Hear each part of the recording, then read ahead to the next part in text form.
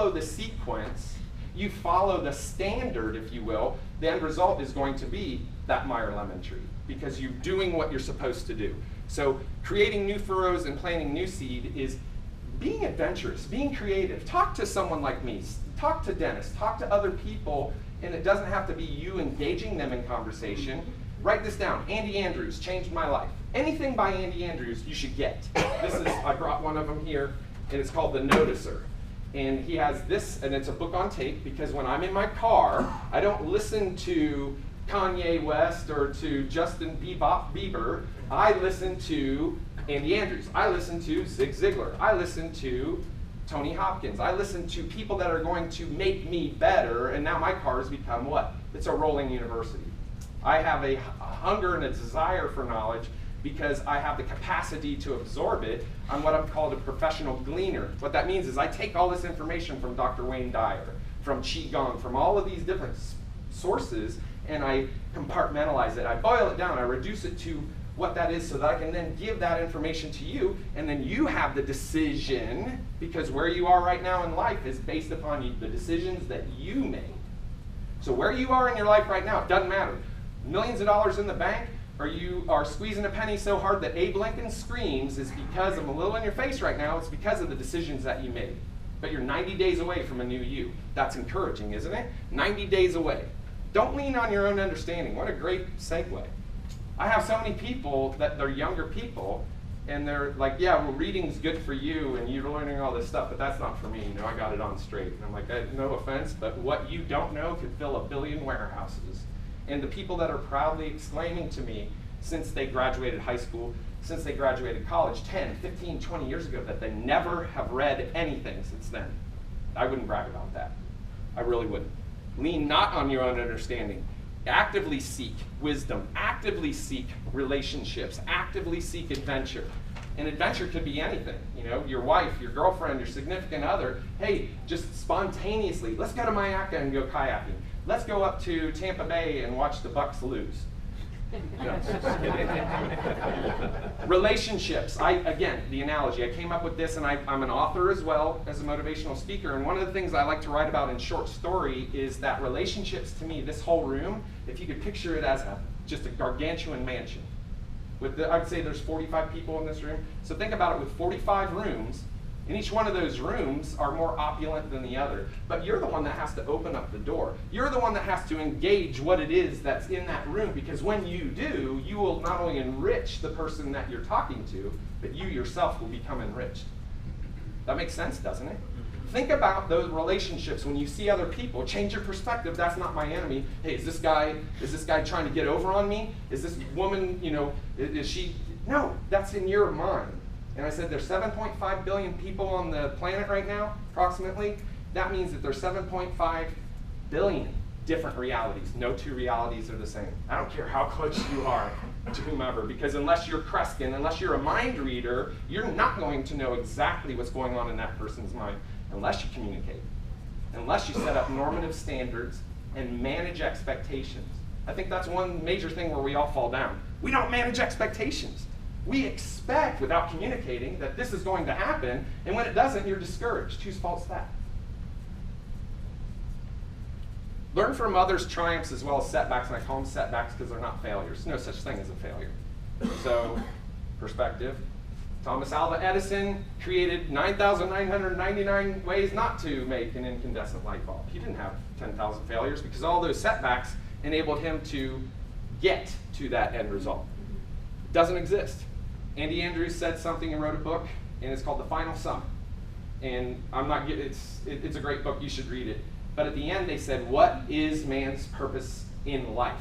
And they went through all of these things and would ask if this was right. And at the end, that's what it was. Our purpose is, do something.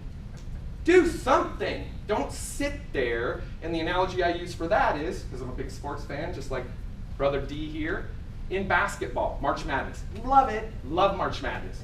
When a point guard, is pushing the ball to his forward in the post, the guy doesn't sit on his heels, he attacks the ball. When that ball's coming at him, he runs towards it. In football, the wide receiver, when he does a button hook route, he doesn't sit in that corner. He comes back to the ball because the defender doesn't know that. Well, can't you do the same thing? I had a woman, blew me away. This girl was so aggressive and so confident in herself. There was a position that about 3,000 resumes went out to this hiring authority. And the hiring authority had a stack about, say 1,500, so it's half and half. And they're scanned, and I say that, it's all electronic. But she happened to have this woman's resume in that stack of 1,500 out of 3,000. This woman didn't sit back on her laurels and say, hey, my resume is everything. Guess what, guys? Your resume is the hot sauce to your main dish. It's a condiment. It's not who you are. You are who you are. She had the resume, which is that supporting cast of who you are. She went to that hiring authority and said, I want to see. She knew who the person, she did the research, sat down with the person, completely qualified. That woman said, hey, I love you like a fat kid loves cake, because now I don't have to look at these 1,500 resumes. You're hired. What did she do different that other people aren't doing? She thought outside the box. She was confident with whom she is and her purpose and what she can give to an organization, and she got the job. All those other people are going, oh, I wonder if I...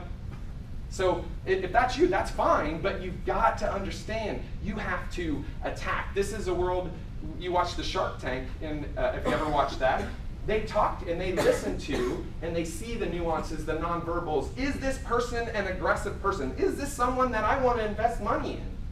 And you know what, I saw a girl, she had a great idea, and all of them said no. Why? Because she was timid, because she was shy, because she wasn't what they were wanting her, managing expectations. They needed someone that had that killer instinct. Now, I don't agree with Mark Cuban. He said, your competition, you step on their neck and you twist. I said, well, that's not me. I'm not going to do that. But I understand that, and that's the light. That is the world in which we live, is the step on your competition's throat. Not into that, but let's talk about symbiosis. Now, we live in Florida, and this picture is from Florida. And I don't know if you've ever seen this on the side of the road as you're driving, but what's going on here? You have an egret that is getting a free lunch by not having to go anywhere, and you have an Angus cow that is removed from getting parasites, removed from flapping its tail out of all these bugs. That, my friend, is symbiosis. What symbiotic relationships do you have personally, professionally, socially, intellectually, because those are all the foundations. We only have an hour. I mean, I could do a 3-day seminar and keep you all motivated and keep you excited, because I'm only scratching the surface. And I'll say this throughout my talk. I don't expect you to change immediately, but I expect you, because here's my 100% guarantee to you. If you don't do anything that I'm telling you today, you're not going to get any results. That's my 100%. Hand to God, that would happen. But if you take one thing that I'm saying, and if you take that passion, that energy, that you have a giant within you, and that it is incumbent upon you to awaken that giant, stop giving it the sleeping pill. No Ambien for the giant, okay? I want you to wake that giant up, and I want you to have that giant go out, just like that woman did, and get that which you desire. It's called grabbing the brass ring. You ever heard that?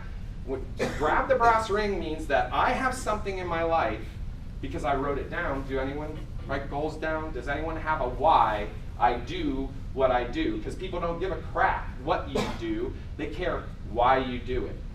These are pearls that I want you to think about. These are pearls that I want you to work on. And if you need help, we're going to hit that later. But I'm not going to read this. You can read it if you want. But symbiotic relationships are all over the world. They're in nature, they're in business, and they're in all of those, they're in family. My sister and I have a fantastic symbiotic relationship. My mother is getting a little old, a little elderly, and she's having some issues, and Jessica, she's like, I need a break, you gotta take over, and I do, because I love my mom and I love my sister. But it's win-win. There's not anything where we're basically taking sides or saying you did less or I did more. Examples in nature is the simple one, is the bumblebee and the flower.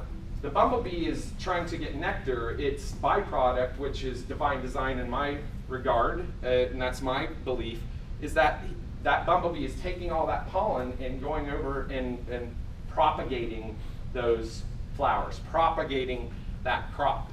venture capitalist and entrepreneur. I brought up Shark Tank. Huge symbiotic relationship because the venture capitalist is looking for something that they're going to get a better return on their money, aren't they? And the entrepreneur is looking for, hey, I need to scale and I need $500,000. I need $1 million in order to do that. So symbiosis exists. The cleaning stations in the Great Barrier Reef. I love to dive. Any divers in here? Anybody scuba dive? Absolutely love it. In the Great Barrier Reef, there is a station, and it is called a cleaning station, where these huge Goliath groupers or these huge snappers come, and they know exactly what's going to happen because they have parasites all over them. They have stuff in their teeth, and they're these cleaning fish that come and take off the parasites, that take off that food that's in their teeth. The fish, the Goliath grouper, becomes clean and becomes healthier because of that, and the parasite or is gone, and the other fish gets a meal. How are you creating shared value? Shared value to me is, I call it mutually beneficial relationships. A mutually beneficial relationship in symbiosis is the same. It can't be one-sided. There are 3 types of people in this world. There's givers, there's takers, and there's matchers. Okay, so the matcher is actually the highest percentage of people on the planet. You didn't give my kid a birthday present, the G.I. Joe Kung Fu grip, so I'm not going to give your kid a present with the G.I. Joe Kung Fu, whatever. Okay, so that's matching.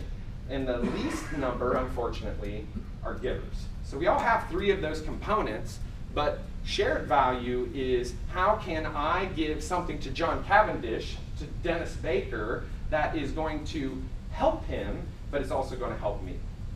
Mutually beneficial associations. How do we actively use symbiosis? So I have been mentoring young kids for about 20 years now. And it's interesting to see these kids that were 14, 12, 15, now they're 30, and they call me their second dad. I mean, I get a little Niagara Falls, little teary-eyed about this young man that I had an impact, and has nothing to do with me. It has to do with my purpose. It has to do with my passion. It has to do with me saying, I can give you something that's going to help you in life. Let me do that for you. Because there has to be agreement on both sides. It's true, right? You can't, in sales, because I was a recruiter as well, what you're going through is called a complex sale. If I go to the Cox Chevrolet to buy a 2016 Corvette Stingray, the Stingray doesn't look at me and say, oh no, I'd rather not have James Aircross driving. True? It's not a complex sale. The Corvette could care less because it's not sentient. All right, you, going on the job search, it's a complex sale because not only in some cases, I was talking to my friend that went through 12 interviews and one of them was 2.5 hours long, and if one person said, I don't like her, you're out. It's not a, like 9 out of 10. So 9 people could love it, but one person doesn't like her, that's an issue. So you have to be aware of that and understand. So how are you able to use that is, I also helped marriages, just helping people understand that if you're married and you don't know your wife's love language, shame on you. There's 5 of them, 5 love languages. Mine love language is words of affirmation. There's physical touch, there's acts of service, there's quality time, and there is, what's the 5th one? Gifts, gift giving. Thank you. So someone knows. I did that on purpose. You're good. She gets a prize.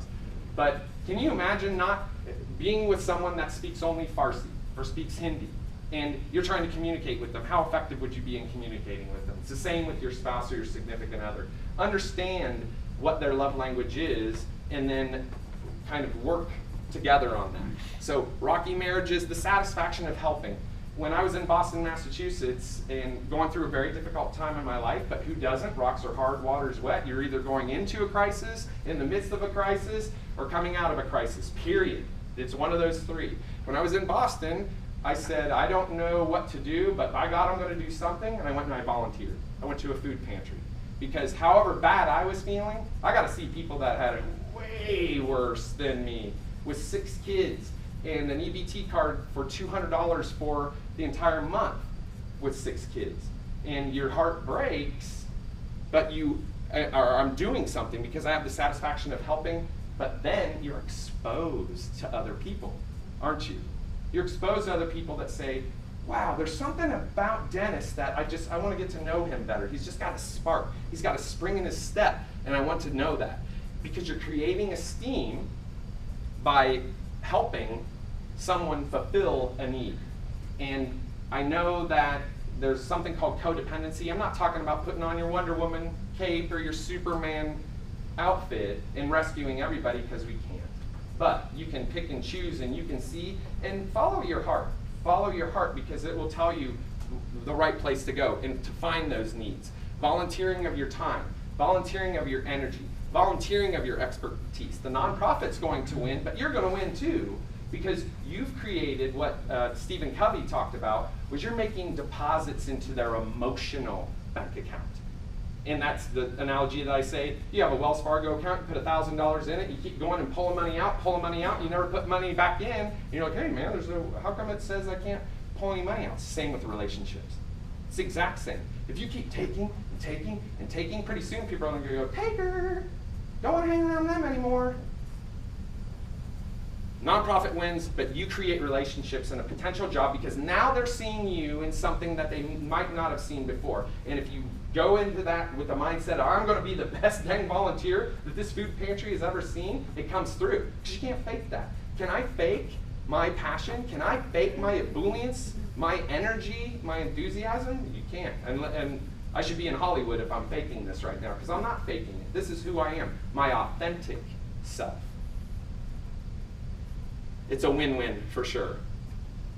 Can I is constant and never-ending improvement. What are you doing today to get better tomorrow? Are you doing the same thing expecting a different result? I don't need to say what it is, because it's the most cliched thing on the planet. Hear it all the time. So if I'm not doing something to become better, shame on me. And if you don't know what to do, do something. Remember, do something. And my friend in Texas, I go to Texas quite often, and I said, I don't know what to do. And he goes, well, Eric, if you did know what to do, what would you be doing right now? And I go, bing. I love it. And I say it all the time now. If you don't know what to do, if you did know what to do right now, what is it that you would be doing? It forces your brain to give yourself an answer. Constant and never-ending improvement. To me, Jim Rohn said this, and I love it. Don't pray for life to become easier. Pray for you to get better. Don't pray that